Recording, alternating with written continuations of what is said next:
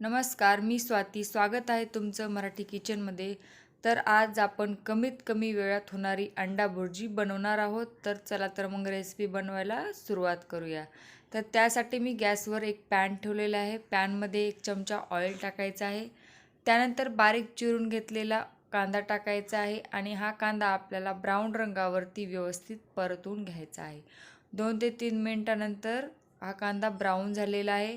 आता यामध्ये मीडियम साईजचा टोमॅटो, बारीक चिरून घेतलेली कोथिंबीर, अर्धा चमचा हळदी पावडर, लाल मिर्च पावडर आणि चवीपुरतं मीठ टाकायचे. या ठिकाणी तुम्ही लाल मिर्च पावडर हिरव्या मिरच्यांचा देखील वापर करू शकता. मसाले 2-4 मिनटं व्यवस्थित परतवून घ्यायचे आहेत.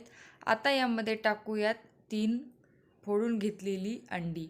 या ठिकाणी व्यवस्थित मिक्स करून घ्यायचं आहे आणि गॅसची फ्लेम या ठिकाणी आपल्याला लो करायची आहे आणि व्यवस्थित आपण मसाल्यांसोबत अंड्याला परतवून घ्यायचं आहे.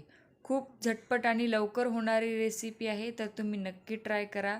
तर तुम्ही बघू शकता अवघ्या 2 ते 3 मिनटामध्ये आपली रेसिपी बनवून तयार झालेली आहे. तर आता एका प्लेटमध्ये आपण काढून घेऊयात.